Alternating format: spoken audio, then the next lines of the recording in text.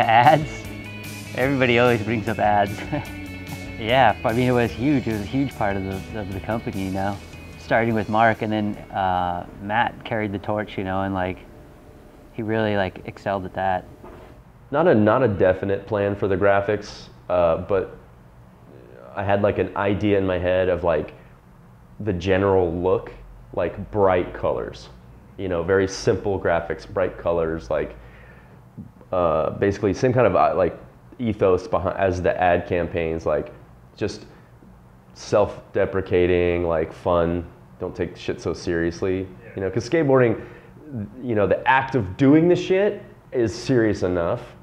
So why does your fucking graphics need to be so, like, what do you get out of that?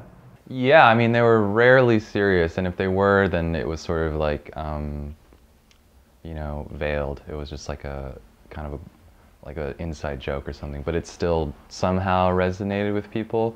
But yeah, like the ads were such a huge identity, like part of the identity of the company, and yeah, I don't even know how Marc came up with that stuff. I think like, I mean, I think he was really heavily influenced by Blind when Blind first started, and like those companies, that kind of like anti-establishment. Yeah, dude, the graphics were in the beginning. It was just, I mean, it was weird. Like I literally had to learn these computer programs for this brand. So I was learning, you know? So I did my best at the time with like as much experience as I had. And then the ads, yeah, I was like, at the time, if you'd flip through a magazine, it was almost the same thing. Every page was almost the same. Guy on a handrail, guy on a handrail, guy on a handrail, guy on a handrail.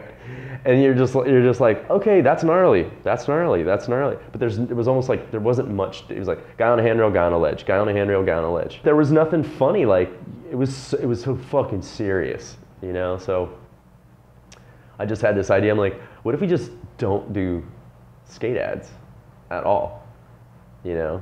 Because I mean, shit. Like, how about you get your ad or whatever, and then any kind of skate material can go to other sponsors and editorial for the magazine.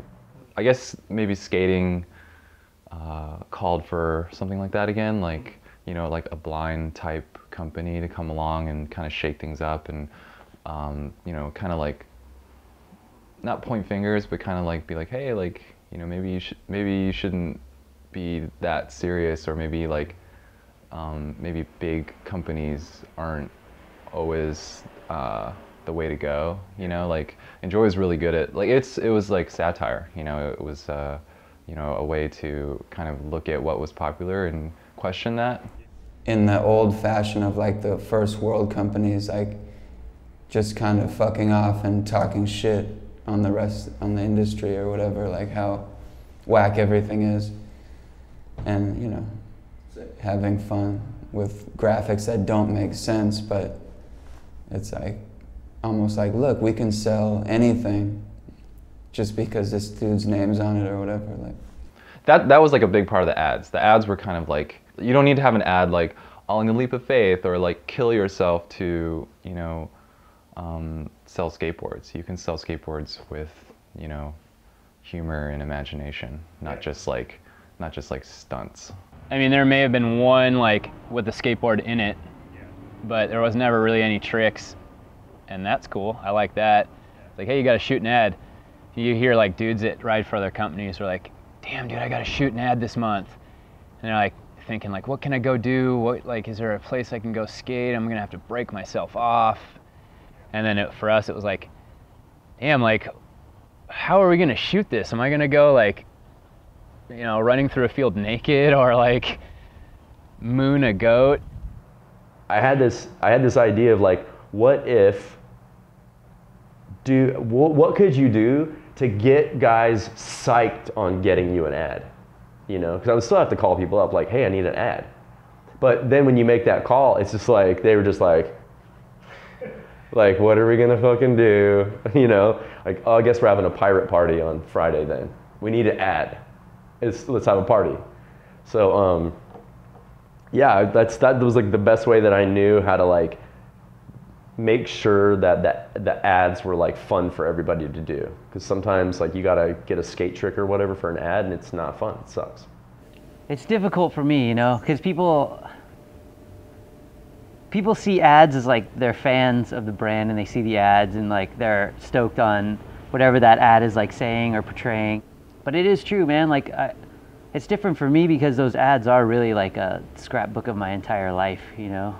Like I could look through those things and just like reminisce all day long, you know. I don't need to read them. Like the captions don't really mean anything to me, you know. Like, I mean, some of them do, because some of them are little inside jokes as to what was happening, but. I pulled directly from my own experience in skateboarding, you know? And I just was like, these are the ads that are my favorite ads of all time. And gee, I wonder why. Like, they're fucking awesome. They're, you know, it's like funny shit, subversive, you know, what, like dark humor, like whatever. And I was like, shit, make it like that. Because at the time, people stopped doing that stuff. Nobody was doing it anymore. And I mean, yeah, it was awesome, dude. It worked out. Like those things, like once there was like a solid like look and kind of like vibe, it was, doing ads was my favorite part of all of it.